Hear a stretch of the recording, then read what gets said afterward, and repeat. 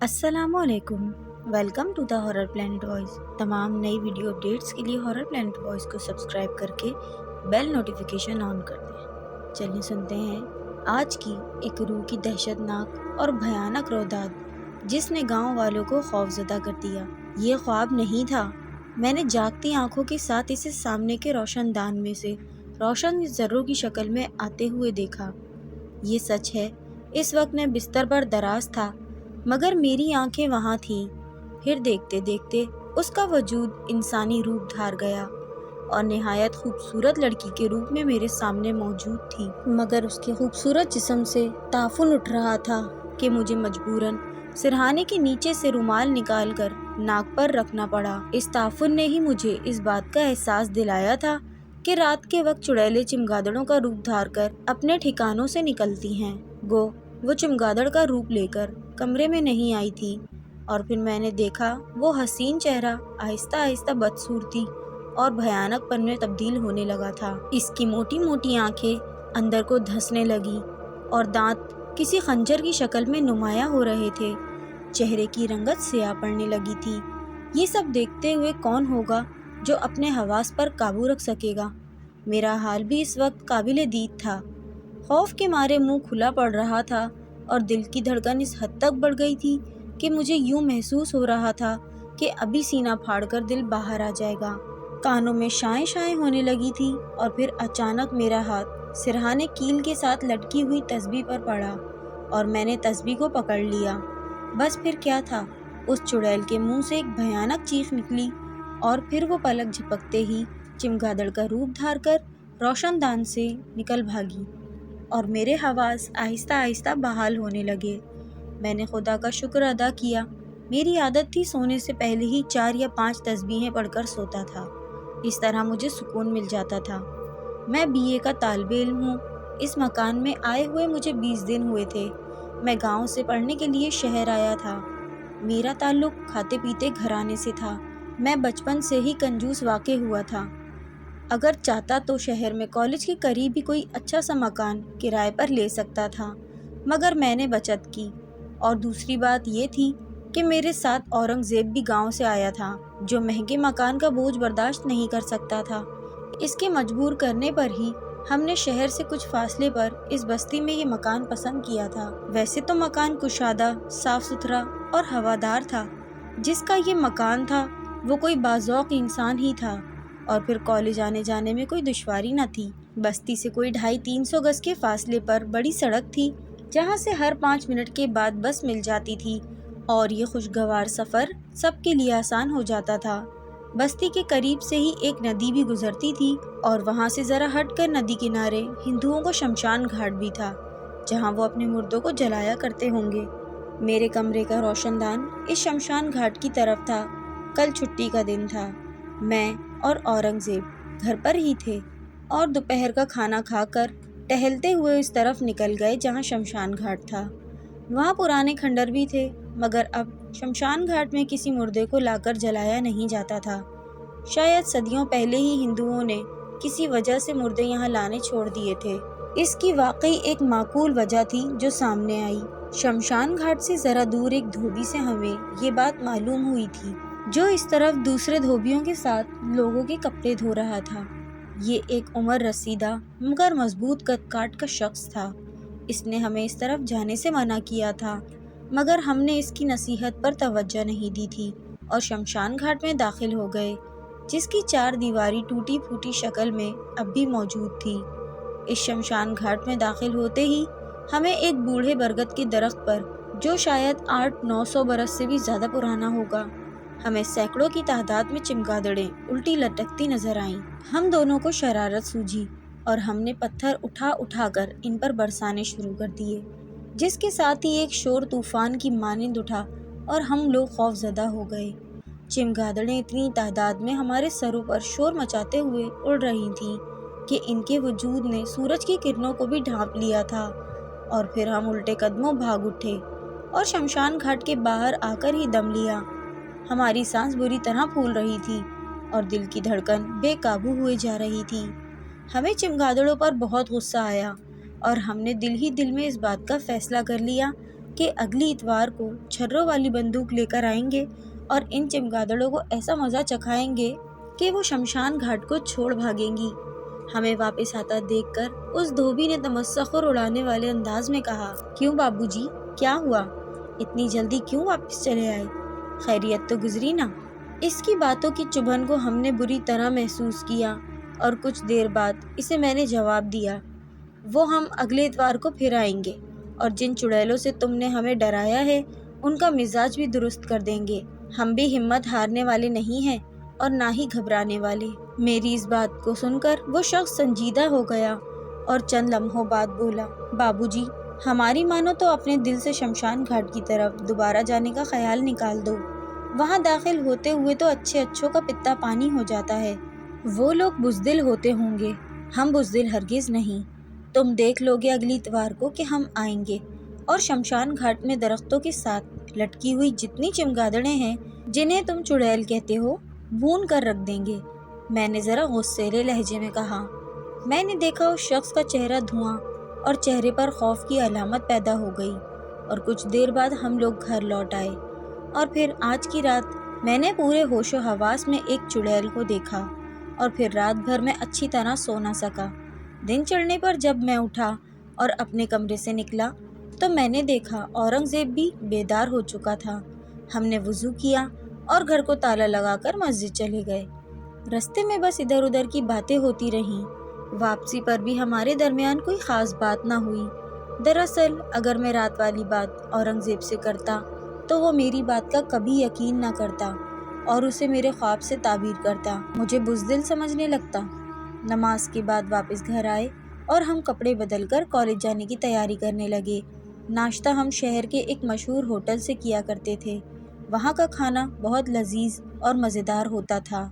اورنگزیب بڑی بے چینی سے چھٹی کے دن کا انتظار کر رہا تھا، مگر میں کچھ خوف زدہ تھا، اس لیے میں نے اورنگزیب پر اس بات کو ظاہر نہیں ہونے دیا۔ اور ایک دن جب اس نے مجھ سے چھرے والی بندوق خریدنے کی فرمائش کی تو میں نے بلا جھجک اسے پیسے دے دیے، لیکن وہ مجھے اپنے ساتھ لے گیا اور پھر اس نے اسلحے کی ایک دکان سے کارتوس والی بندوق خرید لی۔ میں دیکھ کر کچھ حیران ہوا کہ یہ بندوق بہت قیمتی اور مہنگی تھی۔ میرا خیال نہیں تھا کہ وہ یہ خریدے گا۔ میں اس سے بولا، اورنگزیب، یہ تم نے اتنی مہنگی بندوق کیوں خریدی؟ اس پر اس نے جواب دیا، چمگادڑوں کو مارنے کے لیے چھروں والی بندوق کافی نہیں تھی، اس لیے میں نے کارتوس چلانے والی بندوق خریدی ہے تاکہ زیادہ سے زیادہ چمگادڑوں کا خاتمہ ممکن ہو سکے۔ اب میں اسے کیسے سمجھاتا کہ ہمارا واسطہ سچ مچ چڑیلوں سے پڑنے والا ہے۔ خیر، ہم نے 2 شکاری چاقو بھی خرید لیے تھے تاکہ بوقت ضرورت کام آ سکیں۔ میری اس تیاری پر اورنگزیب کو حیرت ہو رہی تھی، مگر وہ خاموش تھا، یا پھر وہ کچھ سمجھ گیا تھا کہ میں اندر سے خوف زدہ ہوں۔ ابھی ہم گھر پہنچے ہی تھے کہ مکان کے دروازے کے قریب دیوار کے ساتھ کسی کو بیٹھے ہوئے دیکھا۔ اس شخص نے کالا کمبل اوڑھ رکھا تھا اور چہرہ بھی کمبل میں چھپا تھا۔ نہ جانے کیا بات تھی کہ میں گھبرایا اور خوف زدہ ہو گیا۔ اورنگزیب نے اس شخص کی طرف زیادہ دھیان نہ دیا اور تالا کھول کر دروازے کو دھکیلتے ہوئے مکان میں داخل ہو گیا۔ اس کمبل پوش شخص کو دیکھتے ہی نہ جانے کیا ہوا کہ میں اورنگزیب سے کچھ پیچھے رہ گیا، اور جب میں نے دروازے میں قدم رکھا تو اچانک اس شخص نے کمبل میں سے اپنا منہ باہر نکال لیا، تو مجھے یوں لگا جیسے میرے قدم زمین میں گڑ کر رہ گئے ہوں۔ اس کے ساتھ ہی سردی کی ایک لہر میری ریڑھ کی ہڈی سے گزر گئی۔ اس خوفناک شخص کا رنگ کالے کمبل سے کچھ ہی کھلتا ہوا تھا، اتنے کالے حبشی بھی نہیں ہوتے۔ اس کی سیاہ رنگت پر سرخ انگارہ جیسی آنکھیں تھیں اور سیاہ چہرے پر ہونٹ کسی کبوتر کے لہو کے جیسے تھے۔ یوں لگتا تھا جیسے وہ ابھی ابھی کسی کا خون پی کر آیا ہو۔ مکان کے اندر قدم بڑھانا میرے بس میں نہیں تھا۔ وہ تو اورنگزیب کا بھلا ہو جو مجھے یوں خوفزدہ دروازے میں کھڑا دیکھ کر میری طرف چلا آیا تھا، مگر اس کے ساتھ ہی اس شخص نے جلدی سے اپنے چہرے کو ڈھانپ لیا اور اٹھ کر تیز تیز قدموں سے چلتا ہوا نظروں سے اوجھل ہو گیا۔ یہ کیفیت دیکھ کر اورنگزیب بھی پریشان ہو کر پوچھنے لگا، کیا ہوا بھائی، یہ تمہارا چہرہ دھواں دھواں کیوں ہو رہا ہے؟ کون تھا وہ کمبل پوش جس کی طرف میں نے کچھ زیادہ دھیان نہیں دیا تھا؟ جو مکان کی دیوار کے ساتھ ٹیک لگا کر بیٹھا ہوا تھا، اور تم مجھ سے کچھ دور پیچھے رہ گئے تھے۔ میرے پیچھے کیا بیتی تم پر؟ اورنگزیب کی باتیں سن کر میں اس کے ساتھ ہی خاموشی سے مکان کے اندر چلا آیا۔ اسے کوئی جواب نہیں دیا۔ ان چند گھڑیوں میں ہی برسوں کا بیمار لگ رہا تھا۔ اورنگزیب نے جب میری یہ حالت دیکھی تو گھڑے میں سے ٹھنڈے پانی کا گلاس لا کر مجھے پکڑا دیا۔ پانی پینے کے بعد میری حالت سدھری، مگر اب میں اورنگزیب سے کچھ چھپانا نہیں چاہتا تھا۔ کسی وقت کچھ بھی ہو سکتا تھا، مگر اس نے مجھے اپنی باتوں کا جواب طلب نہیں کیا۔ رات کو جب ہم عشاء کی نماز پڑھ کر آئے اور اپنے اپنے کمروں میں جانے لگے تو مجھے فوراً خیال آیا، میرے کمرے میں اکیلے سونے سے مجھے مزید ڈر محسوس ہوگا۔ تو میں نے اس سے بولا، یار اورنگزیب، ایسا کرو آج رات تم میرے کمرے میں ہی سو جاؤ۔ ہاں ہاں، کیوں نہیں، میں بھی تم سے یہی کہنا چاہتا تھا، کیونکہ میں محسوس کر رہا تھا کہ آج تمہاری طبیعت کچھ زیادہ ٹھیک نہیں لگ رہی۔ رات آرام سے بیت جائے گی۔ اورنگزیب اپنا سرہانہ اور کمبل اٹھا کر میرے پیچھے چلا آیا۔ ہم لوگ ساتھ ساتھ لیٹ گئے۔ کچھ دیر تو ہم خاموش رہے، لیکن مجھے اس بات کا احساس تھا کہ وہ بولے گا۔ ہاں بھائی، اب بتاؤ تم کیا کہنا چاہتے ہو؟ مجھے کچھ سمجھ آ گئی ہے کہ اب تک مجھ سے کچھ چھپانے کی کوشش کر رہے ہو، اور اب وہ باتیں مجھے بتانا چاہ رہے ہو۔ اورنگزیب نے اسے کریدا۔ ہاں دوست، میں اندر ہی اندر بڑے کرب میں مبتلا ہوں۔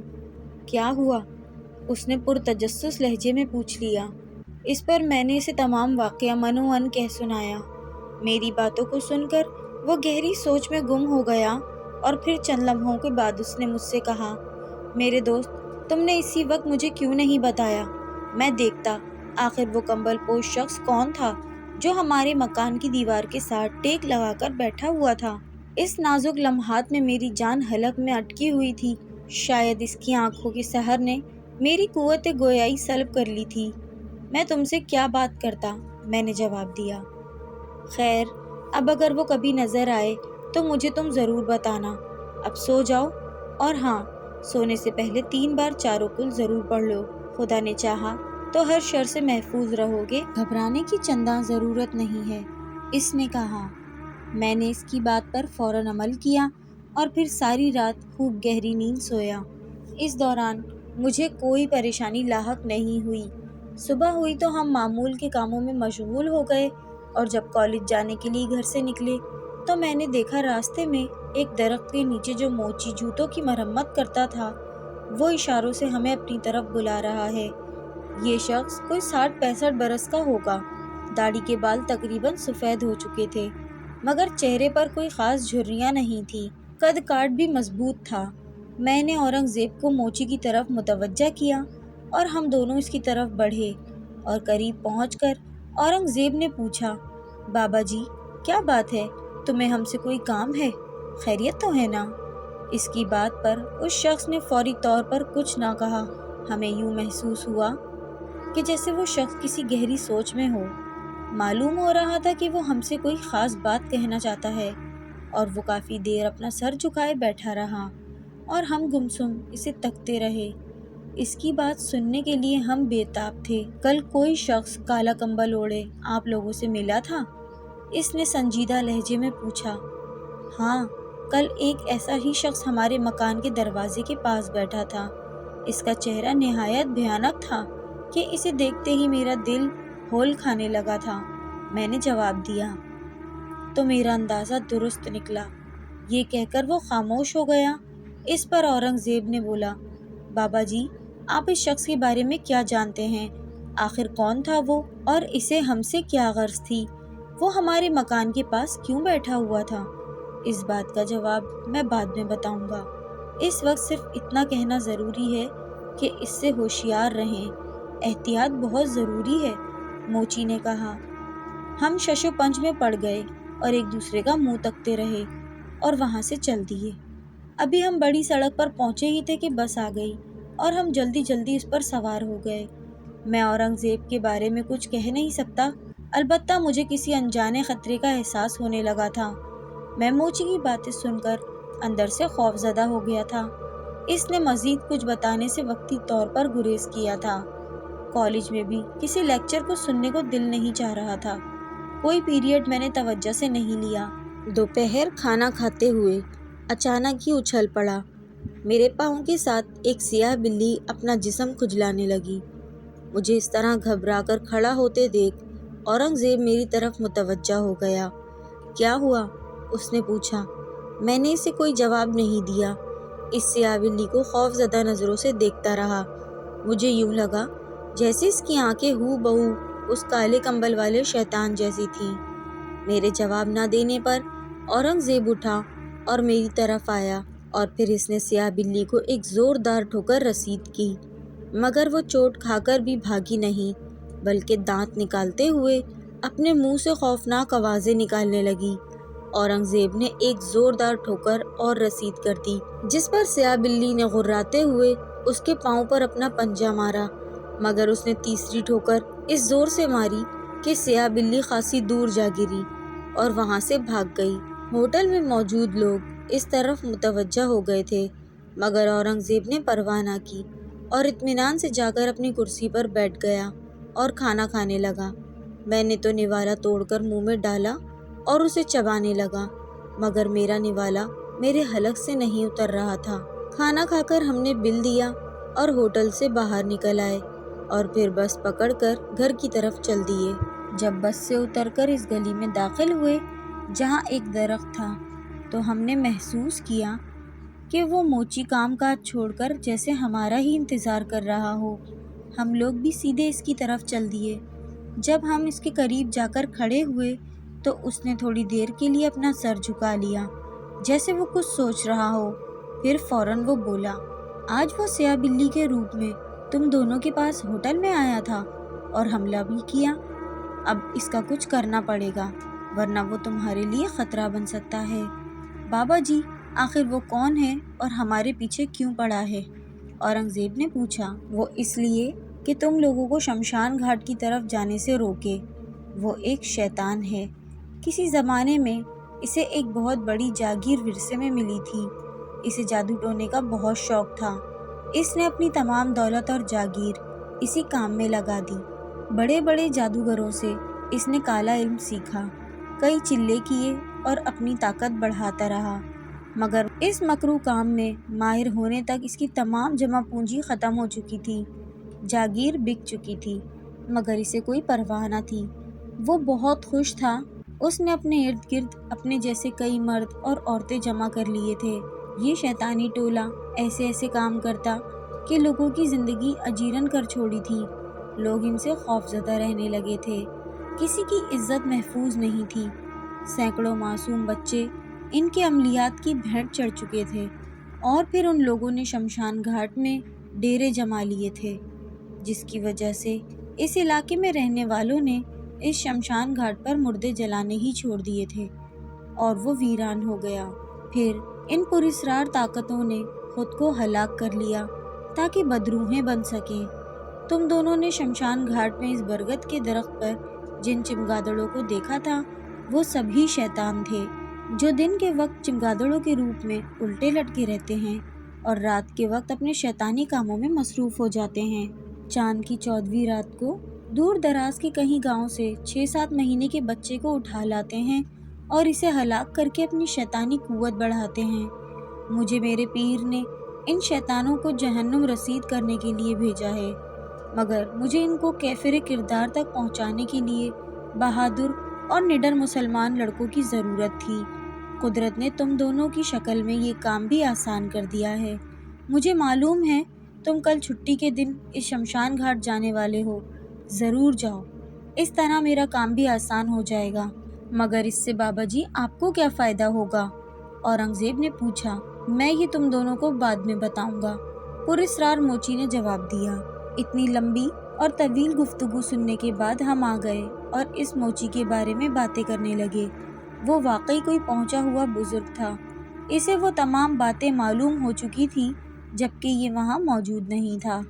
मसलन जैसे काले कंबल वाला खौफनाक शख्स और होटल में सियाह बिल्ली वाला वाक़या। ये तो वहाँ नहीं था, फिर इसे कैसे इल्म हो गया? यही बातें इसकी बुजुर्गी को जाहिर करती थी। इस मौजू पर दोनों दोस्त रात गए बातें कर रहे थे। इशा की नमाज पढ़ने के बाद वो सो गए।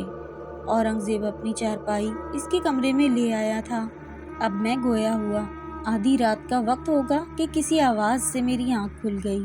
لالٹین کی روشنی میں جو منظر میں نے دیکھا اس سے میرے سانس اوپر کا اوپر اور نیچے کا نیچے رہ گیا۔ دل کی دھڑکن ایک دم تیز ہو گئی۔ اورنگزیب کی چارپائی پر ایک ناگ پھن اٹھائے خوفناک انداز سے پھنکار رہا تھا۔ میرے دوست کی آنکھیں ڈر کے مارے ابلی پڑی رہی تھیں، چہرہ دھواں ہو رہا تھا۔ مجھ میں بھی اتنی ہمت نہیں تھی کہ کوئی چیز اٹھا کر سانپ پر دے مارتا، اور شاید اورنگزیب اس لیے پتھر کا بت بن گیا تھا کہ اس نے ذرا سی بھی حرکت کی تو وہ ناگ کہیں اس کو ڈس نہ لے کہ اچانک ایک بہت ہی بڑا نیولا خدا جانے کدھر سے آیا کہ اس نے ایک ہی جست میں اس ناگ کی گردن کو اپنے منہ میں دبوچ لیا اور اسے ساتھ لیتے ہوئے چارپائی سے بہت دور جا گرا۔ ان نازک لمحات سے فوراً فائدہ اٹھاتے ہوئے اورنگزیب اٹھ کر تیزی کے ساتھ میری چارپائی پر آ گیا۔ کالے ناگ اور نیولے میں زبردست جنگ ہو رہی تھی۔ خاصی دیر تک تو یوں معلوم ہو رہا تھا کہ ان میں سے کوئی ایک بھی ایک دوسرے کو زیر نہیں کر سکے گا، مگر پھر ہم نے دیکھا کالے ناگ نے ایک دم ہی چمگادڑ کا روپ دھارا اور دیکھتے ہی دیکھتے روشن دان کے راستے سے غائب ہو گیا، اور نیولا زمین پر 2-4 بار لوٹ پوٹ ہوا اور ہم یہ دیکھ کر حیران و ششودر رہ گئے۔ ہمارے سامنے موچی بابا موجود تھا۔ اسے دیکھتے ہی ہماری جان میں جان آئی۔ خدا کا شکر ہے کہ میں عین وقت پر آ گیا، ورنہ وہ اورنگزیب کو ہلاک کر دیتا۔ دراصل یہ وہی شیطان تھا جو کل ہوٹل میں تمہیں نظر آیا تھا اور تمہارے دوست نے 3 ٹھوکریں مار کر اسے ادموا کر دیا تھا، اس لیے آج رات وہ انتقام لینے آیا تھا۔ مگر بابا جی، ایک بات سمجھ میں نہیں آئی، کچھ دیر پہلے آپ نیولے کے روپ میں تھے اور اب ہمارے سامنے اصلی روپ میں نظر آ رہے ہیں۔ انسان کا روپ تو اتنی جلدی نہیں بدل سکتا۔ اس میں اصلی حقیقت کیا ہے؟ اورنگزیب نے پوچھا۔ تم ٹھیک کہتے ہو، یہ روپ بھی میرا اصلی روپ نہیں ہے۔ میں دراصل ایک جن ہوں اور ان بزرگ کے ہاتھوں مسلمان ہو چکا ہوں۔ میں نے ان کے ہاتھ بیعت کی ہوئی ہے۔ یہ کام انہوں نے میرے سپرد اس لیے کیا تھا کہ میں اسے بخوبی انجام دے سکتا ہوں۔ اچھا بچوں، اب میں چلتا ہوں۔ تم بے فکر رہو کر چین کی نیند سو جاؤ۔ کل چھٹی کا دن ہے، تم دونوں نے شمشان گھاٹ کی طرف بھی جانا ہے اور اپنے کام کو پورا کرنا ہے۔ یہ کہتے ہی وہ غائب ہو گیا۔ موچی باپا کی باتیں سن کر ہم حیران تھے اور ہمارے منہ کھلے کے کھلے رہ گئے۔ کچھ دیر تک تو ہم ایک دوسرے کی شکلیں ہی دیکھتے رہے۔ اتنے حیران کن واقعات جن سے ہمیں واسطہ پڑ رہا تھا۔ اگر ہماری جگہ کوئی اور ہوتا تو وہ گھر چھوڑ کر کب کا بھاگ گیا ہوتا۔ خیر، ہم دونوں اپنی اپنی چارپائیوں پر لیٹ گئے، مگر ہماری آنکھ نہیں لگی۔ فجر کی اذان تک چارپائیوں پر پڑے کروٹیں ہی بدلتے رہے۔ فجر کی نماز مسجد میں ادا کی، گھر آ کر ناشتہ کیا اور آئندہ کا پروگرام بنایا۔ ہم شمشان گھاٹ جانے کی تیاریوں میں مصروف ہو گئے۔ میں نے پہلے سے محسوس کیا کہ میرے اندر اب وہ خوف نہیں تھا جن بابا کی باتوں سے مجھے بہت حوصلہ ملا تھا۔ اس کی ایک وجہ یہ بھی تھی کہ وہ ہماری قریب کی بستی میں موچی کے روپ میں رہتا تھا، جہاں سے ہمارا آنا جانا ہوتا تھا۔ میرے دل کو بہت ڈھارس ہو گئی۔ میں نے بندوق اورنگزیب کو اس لیے پکڑا دی کیونکہ میں جانتا تھا اس کا نشانہ بہت اچھا ہے، اور ایک تیز دھار والا چاقو بھی اس کے سپرد کر دیا۔ باقی ایک چاقو اور دوسرا سامان میں نے پکڑ لیا، اور پھر گھر کو تالا لگا کر ہم شمشان گھاٹ کی طرف چل دیے۔ راستے میں دھوبی گھاٹ تھا۔ ہم نے دیکھا سب دھوبی اپنا کام کاج چھوڑ کر ایک جگہ جمع تھے۔ یوں لگتا تھا جیسے وہ ہمارا ہی انتظار کر رہے ہوں۔ جب ہم پہنچے تو وہی دھوبی جس سے پچھلی اتوار کو گفتگو ہوئی تھی اور جس نے ہمیں شمشان گھاٹ کی طرف جانے سے منع کیا تھا، آگے بڑھایا اور ہاتھ جوڑتے ہوئے بولا، بچوں، مجھے معلوم تھا کہ آج تم ضرور آؤ گے، اسی لیے ہم سارے کام کاج چھوڑ کر تمہارا انتظار کر رہے تھے تاکہ تم لوگوں کو شمشان گھاٹ کی طرف جانے سے روک دیں۔ اپنی جان پیاری ہے تو اس طرف جانے کا اپنا ارادہ ترک کر دیں۔ تو تمہارا کیا خیال ہے، ہم اس طرف جانے سے رک جائیں گے؟ آخر ہمیں اس طریقے سے روکنے کا کیا مقصد ہے؟ اورنگزیب نے پوچھا۔ تم دونوں کو باز آنا ہوگا، اپنی قیمتی جانوں کو مت گنواؤ۔ وہ چڑیلیں ہمارا یہاں جینا محال کر دیں گی۔ بابو جی، ہم بال بچوں والے لوگ ہیں، دن بھر محنت مشقت کر کے بچوں کے لیے 2 وقت کی روٹی کماتے ہیں۔ اگر ان چڑیلوں سے ٹکرانے کی کوشش کی تو ہم یہاں پر کام کرنے کے لیے بھی نہیں آئیں گے۔ ہم مرنا نہیں چاہتے۔ اس دوران ایک اور شخص بھی درمیان میں بول پڑا۔ ہم ایک دوسرے کا منہ دیکھنے لگے کہ انہیں کیا کہیں۔ پھر اورنگزیب نے نرم لہجے میں کہا، ہم تو تم سب کی بھلائی ہی کے لیے چاہتے ہیں کہ ان چڑیلوں کا خاتمہ ہو جائے، کیونکہ ہمیں علم ہوا ہے کہ شمشان گھاٹ کی چڑیلوں نے لوگوں کا جینا دوبھر کر رکھا ہے۔ دور دراز کی بستیوں سے معصوم بچے اٹھا کر لے آتے ہیں۔ تم ذرا سوچو، یہ کتنا بڑا ظلم ہے۔ برائی کا خاتمہ بہت ضروری ہے۔ بیٹے، تم کہتے تو ٹھیک ہو، ان چڑیلوں کا بڑے بڑے شکتی والے بھی کچھ نہ بگاڑ سکے تو تم کیا کر لو گے؟ 2 نوجوان سے یہ کٹھن اور جان لیوا کام کیسے ہوگا؟ ان کا مقابلہ کرنا کوئی اتنی آسان بات تو نہیں، ایک بوڑھے دھوبی نے کہا۔ لڑکوں نے جواب دیا کہ ہم اکیلے نہیں ہیں، ایک تو اللہ تبارک و تعالیٰ کی ذات اقدس ہمارے ساتھ ہے، جو برے کاموں کا خاتمہ کرنے کے لیے انسان کا ساتھ دیتی ہے۔ ایک بزرگ ہستی بھی ہماری مدد کو ہیں۔ تم لوگ دیکھ نہیں رہے کہ ہم کتنے بے خوف اور نڈر ہو کر اس طرف بڑھ رہے ہیں؟ حالانکہ ان چڑیلوں میں سے کچھ چڑیلوں نے مختلف روپ بدل کر ہم پر بھی وار کرنا چاہا، مگر وہ ہمارا کچھ نہ بگاڑ سکیں۔ باری تعالیٰ کی مدد ہمارے ساتھ شامل حال تھی، اور اب انشاءاللہ العزیز وہ سب ہلاک ہو جائیں گی، ہم ہی ان کا خاتمہ کریں گے۔ اورنگزیب نے کہا۔ وہ سب یہ باتیں سن کر مسکرا دیے اور دعا کے لیے اپنے ہاتھ اٹھا لیے۔ ہم دونوں آگے بڑھ گئے۔ پھر جیسے ہی ہمارے قدم شمشان گھاٹ کی حدود میں پڑے، ہم پر خوف طاری ہونے لگا، اور اورنگزیب نے فوراً کہا، میرے دوست، درود شریف کے ساتھ کل شریف پڑھنا شروع کر دو۔ یہ کہتے ہوئے اس نے خود بھی قرآن مجید فرقان حمید کی آیت الکرسی کی تلاوت کا دل میں ورد کیا۔ اس کی برکت سے ہمارے اندر کا خوف ختم ہو گیا۔ اسی وقت ہم نے محسوس کیا درخت کے ساتھ لٹکی ہوئی چمگادڑوں میں بے چینی سی پیدا ہونے لگی تھی۔ حالانکہ وہ درخت ہم سے خاصا دوری پر تھا، مگر دور سے ہی ہمیں ان میں ہلچل محسوس ہو رہی تھی۔ اکا دکا چمگادڑیں اڑنے بھی لگی تھیں۔ جب ہم اس درخت کے نیچے پہنچے تو اورنگزیب نے ان خون آشام چمگادڑوں پر فائر کھول دیا۔ زبردست دھماکے کے ساتھ 20 چمگادڑیں زمین پر آ گریں۔ ہمارے کپڑے لہو لہان ہو گئے۔ اورنگزیب نے اس کی پرواہ نہ کی اور کارتوس بندوق میں ڈال ڈال کر ان پر فائر کرتا رہا۔ شمشان گھاٹ میں اتنا بھیانک شور مچا ہوا تھا کہ ہم اگر کوئی بات ایک دوسرے سے کہتے تو وہ بات ہمیں سنائی نہ دیتی، اور پھر اچانک ایک بہت بڑی چمگادڑ نے اورنگزیب کو اٹھا لیا، حملہ کر کے، اور وہ اڑتا ہوا ایک طرف کو چلا گیا۔ یہ دیکھتے ہوئے بھی میں اس کے پیچھے دوڑا۔ وہ چمگادڑ ایک کھنڈر نما عمارت کے اندر داخل ہو گیا۔ اس چمگادڑ نے اورنگزیب کو چھوڑ دیا اور وہ فرش پر آ گرا۔ اس دوران اسے محسوس ہوا کہ فرش پر گرنے سے پہلے ہی کسی نے اسے تھام لیا ہو۔ بلا شبہ یہ غیبی مدد تھی، کیونکہ اسے کوئی چوٹ تک نہیں آئی تھی۔ بندوق اب بھی اسی کے پاس تھی، اور میں دوڑتا ہوا اس کے قریب جا کھڑا ہوا۔ سامنے والا منظر چونکا دینے والا تھا، جس نے ہمیں لرزا کر رکھ دیا۔ ہمارے سامنے وہی کالے کمبل والا پراسرار شخص کھڑا تھا، مگر اب اس کا سر ننگا تھا، جو خوب چمک رہا تھا۔ اس کے مکروہ چہرے پر بھیانک پن موجود تھا۔ اس کی آنکھیں دیے کی طرح روشن تھیں، گویا کہ دن تھا اور بہت تیز روشنی بھی تھی۔ اس شخص کے دونوں ہاتھ پر ایک بچہ تھا، جسے اس نے سر سے بلند کر کے اٹھایا ہوا تھا۔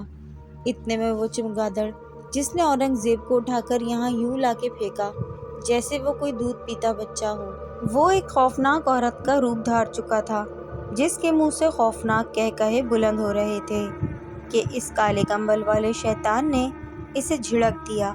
اس شیطان کا چہرہ غضبناک ہو رہا تھا، اور وہ ایسی نگاہوں سے ہمیں دیکھ رہا تھا جیسے وہ ہمیں زندہ نہ چھوڑے گا۔ ہمارے دل و دماغ بھی ان کی نگاہوں کے زیر اثر تھے، اور ہمارے دیکھتے ہی دیکھتے اس نے بچے کو زمین پر پٹک دیا۔ بچے کے منہ سے کربناک چیخیں نکلیں، لیکن جہاں بچہ گرا وہاں کافی گھاس اگی ہوئی تھی۔ بچہ زخمی تو ہوا مگر مرا نہیں۔ اور پھر ہم نے دیکھا اس شیطان نے 3 رخوں والا نیزہ نکال لیا اور وہ چاہتا تھا کہ نیزہ بچے کے پیٹ میں گھونپ کر اس کا خاتمہ کر دے، لیکن اتنے میں ہی اس کے نیزے والا ہاتھ ہوا میں معلق ہو کر رہ گیا۔ اس نے بہت کوشش کی کہ وہ نیزہ بچے کے پیٹ میں پیوست کر دے، مگر وہ اپنے ناپاک ارادے میں کامیاب نہ ہو سکا، اور پھر اس کے چہرے پر خوف طاری ہونے لگا، اور اس کی ساتھی شیطان عورت اور وہ خود نیزہ بردار اور اسرار شخص وہاں سے بھاگ جانا چاہتے تھے کہ اچانک ایک سمت کسی کو دیکھ کر ان کے اٹھے ہوئے قدم رک گئے اور وہ آہستہ آہستہ پیچھے کی طرف ہٹنے لگے، مگر ہمیں کوئی نظر نہ آیا۔ اچانک ان شیطانوں کے جسموں کو آگ نے اپنی لپیٹ میں لے لیا اور ہمارے دیکھتے ہی دیکھتے وہ دونوں جل کے راکھ ہو گئے۔ اس کے ساتھ ہی جن بابا ہم پر ظاہر ہو گیا اور اس بہادری کے کام پر ہمیں مبارکباد دی۔ ہم وہاں سے واپس ہوئے تو ہم نے دیکھا بڑھ کا وہ درخت چمگادڑوں سے پاک ہو چکا تھا اور اس کے نیچے سینکڑوں ڈھانچوں سے بدبو اٹھ رہی تھی۔ ہم نے اس بدبو سے بچنے کے لیے منہ پر رومال رکھ لیے اور تیز تیز قدم لیتے ہوئے شمشان گھاٹ سے باہر نکل آئے۔ جن بابا وہاں سے اپنے پیر صاحب کے پاس کامیابی کی خبر سنانے چلے گئے۔ جب دونوں دوست دھوبی گھاٹ پر پہنچے تو وہاں جو موجود دھوبی حیرت اور خوف سے ہمیں یوں دیکھنے لگے کہ انہیں یقین ہی نہ آ رہا ہو کہ ہم دونوں وہی ہیں، مگر اورنگزیب کے ہاتھ میں بندوق دیکھ کر سمجھ گئے۔ دراصل تمام ہمارا جسم خون میں لت پت تھا، چہرے بھی پوری طرح بگڑے ہوئے تھے۔ اپنے مکان پر پہنچ کر ہم نہائے اور کپڑے بدلے۔ نہانے سے پہلے ہم نے آئینے میں اپنی شکلیں دیکھیں تو ہنسے بغیر نہ رہ سکے، کیونکہ ہم ایک اذیت ناک اور خوفناک ماحول سے گزر کر آئے تھے۔ اس دن کے بعد درخت کے نیچے وہ موچی ہمیں کبھی دکھائی نہ دیا جو جن کے روپ میں نظر آتا تھا۔ جو کچھ مجھ پر اور اورنگزیب پر گزری اسے ہم برسوں تک نہ بھلا سکیں گے۔